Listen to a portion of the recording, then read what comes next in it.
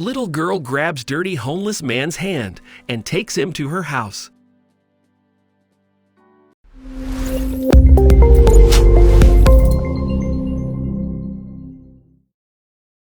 But before we start, please take a moment to give this video a like, subscribe to Happy World, and hit the bell so you'll never miss these great stories. A young girl brings a homeless man home without informing her mother and provides him with refuge and food. But her mother soon discovers the truth, and the events that follow drastically change their lives. Jackie Wilkinson was a single mother who raised her daughter Clarissa alone after her husband Andrew died of leukemia 6 years ago. After Andrew's passing, several of Jackie's friends advised her to get married, emphasizing that Clarissa was young and needed a father's care as well, but Jackie refused and instead chose to raise Clarissa alone. Of course, juggling housework and raising a 6-year-old kid alone wasn't easy, but Jackie made sure Clarissa didn't miss out on anything. She would get up at 5 a.m., cook Clarissa's breakfast, drop her off at school, and then go to work. After returning from work, no matter how tired she was, she spent time with her, reading her books and playing games. Clarissa was Jackie's entire world, and she would never say no to her daughter for anything. But in the course of managing everything on her own, Jackie utterly neglected her health, and one Sunday she fainted in the kitchen while baking cookies.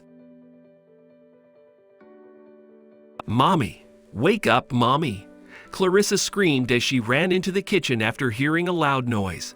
Fortunately, Jackie had taught her how to phone 911 in an emergency, so she swiftly dialed 911 and Jackie was taken to the hospital. Mrs. Simpson, Jackie and Clarissa's next-door neighbor, stepped in to care for Clarissa while Jackie was away, but the poor girl missed her mother terribly. "When will Mommy come back, Mrs. Simpson? Could you please take me to see her?" she would ask her every day. "She'll be home soon, sweetie," the older lady would assure her with a smile. "Your mommy is strong, but doctors say she should stay in the hospital a little longer. Don't worry, I speak with doctors every day, and they say your mother is doing great." "All right then," Clarissa would say dejectedly, and then walk back to her room.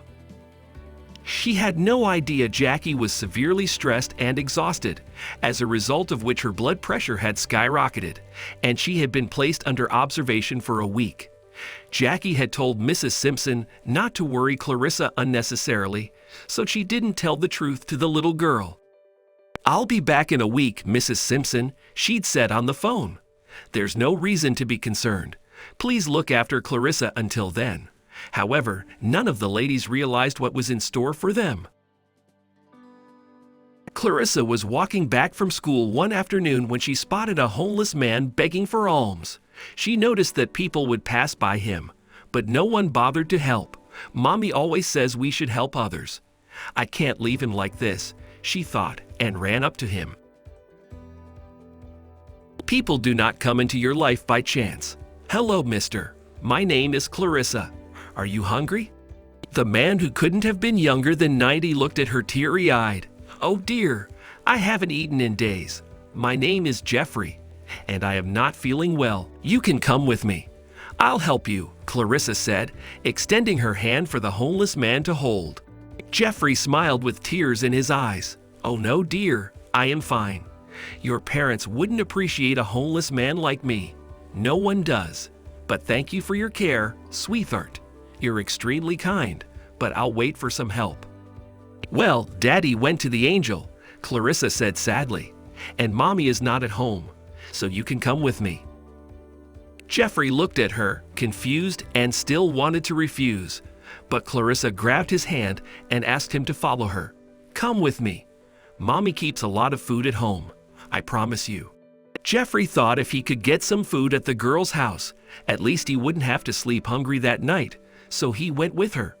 But at the back of his mind, he was wondering why the girl looked so sad when she said her mom wasn't home. "Please wait for me in the garage. If Mrs. Simpson sees you, she will get upset. She doesn't like strangers," Clarissa told him once they arrived home. "Where is Mommy, little girl?" She is in the hospital, so she won't be home soon. But don't worry, Mommy is nice. She will help you too. Jeffrey nodded and walked to the garage behind the house. Clarissa dashed inside her house, grabbed some crackers, juice, and cakes from the kitchen, and handed them to him. The older man couldn't control his tears at that point. "Thank you so much, girl. Nobody has ever been so nice to me. God bless you." "It's okay," Clarissa said, smiling. "Now I'm going back or Mrs. Simpson will be mad. She is at my house until Mommy comes back from the hospital, so please be careful. If she finds out you are here, she will send you back." Jeffrey thanked the girl again, and from that day forward, he began staying in Clarissa's garage secretly. However, Mrs. Simpson did have doubts when she saw the groceries running out quickly. But when she asked Clarissa about it, she said, "Oh, Mrs. Simpson, one of my school friends' mom was sick, so I took extra food for her." However, lies have a way of getting out, and Clarissa's lies were eventually revealed. "What the hell? Who are you? And what are you doing here?" Jackie exclaimed when she arrived home from the hospital and discovered Jeffrey in their garage. She had planned to surprise Clarissa and Mrs. Simpson, so they had no idea she was returning home. However, things turned out quite differently. "Please, ma'am, it's not what you think. I can explain everything." "How did you get in here in the first place? I'm going to call the cops right now," Jackie screamed at Jeffrey. "Your daughter Clarissa brought me here. I told her I didn't want to come, but she insisted." Fortunately, Clarissa had just returned home from school, and the first thing she did was run to Jeffrey. "Yay, I'm back. Mommy, when did you get home? Honey, please stay away from him. Go inside now." "But Mom, why? Jeffrey isn't a bad person. He was only hungry, so I brought him home. You say we should always help others." "What?" Jackie was taken aback. "Your daughter's right, ma'am," Jeffrey said and narrated what happened, adding, "My son works abroad, and my daughter-in-law kicked me out, so I had to sleep on the streets. Your daughter is very kind, ma'am. She gave me food and shelter. I will never forget her kindness." "Oh dear," gasped Jackie. "Does your son know what happened behind his back?" "No, ma'am, I don't think so. That poor boy has no clue what transpired when he wasn't home." "See, Jeffrey, while I still stand on my grounds that I am not happy with the way you were staying on my property, I understand you're in a tough spot. I know a lawyer, so I can talk to her, and we can get you back home. After all, your daughter-in-law can't kick you out like that. And Clarissa, it's good to help others, honey, but it could have landed you in trouble if Jeffrey wasn't a nice man." "I'm sorry, Mommy. I will be careful from now on." Jackie invited Jeffrey inside and contacted Sandra, who was a lawyer. She suggested Jeffrey should return home and that she would accompany him there. The next day, when Jeffrey went home, he found that his son Matthew had been staying at their home alone. He had divorced his wife after learning she had kicked Jeffrey out of their house. "I've been looking for you for months, Dad," he explained, "but I had no idea how to find you. I called the police and tried everything I could. I'm so glad you're back." Jeffrey hugged Matthew and told him the whole story, after which they visited Jackie and thanked her for helping Jeffrey.